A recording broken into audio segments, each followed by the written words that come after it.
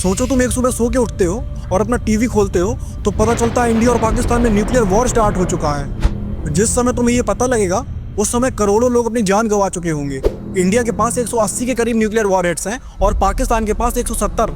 लेकिन अगर दोनों तरफ से सिर्फ 50-50 भी चल गए तो इस दुनिया की वो हालत हो जाएगी जो तुम इमेजिन भी नहीं कर सकते।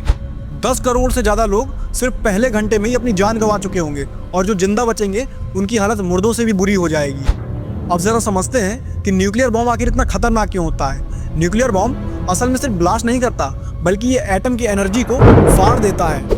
एक छोटा सा बॉम्ब भी पूरे शहर को तहस नहस कर सकता है। जब ये किसी जगह पर गिरता है तो 5-10 किलोमीटर के अंदर की चीज़ों को तो ये कुछ सेकंड्स के अंदर ही खत्म कर देता है और ये इतना खतरनाक होता है कि रेडिएशन की वजह से इंसान की हड्डियाँ तक गल जाती हैं।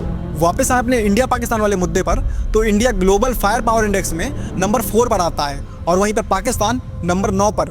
लेकिन न्यूक्लियर वॉर के टाइम ये चीज़ें बिल्कुल मैटर नहीं करती क्योंकि जो हमला करेगा वो एंड में जाके खुद भी मरेगा। अब आप ये सोच रहे होगे कि क्या किसी तरह से हम इससे बच सकते हैं, तो हाँ, कुछ टाइम के लिए आप अंडरग्राउंड बंकर्स में जाके इससे बचे रह सकते हो।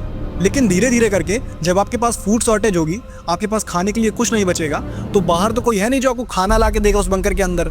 और इस रेडिएशन का असर सिर्फ करंट जनरेशन पे नहीं होता बल्कि जो आपकी फ्यूचर वाली जनरेशन्स हैं उन पे भी होता है। आपने देखा होगा कुछ जगहों पर कुछ हल्क जैसे दिखने वाले बच्चे होते हैं, लेकिन वो कोई सुपर पावर नहीं है बल्कि वो एक बहुत बुरी बीमारी है।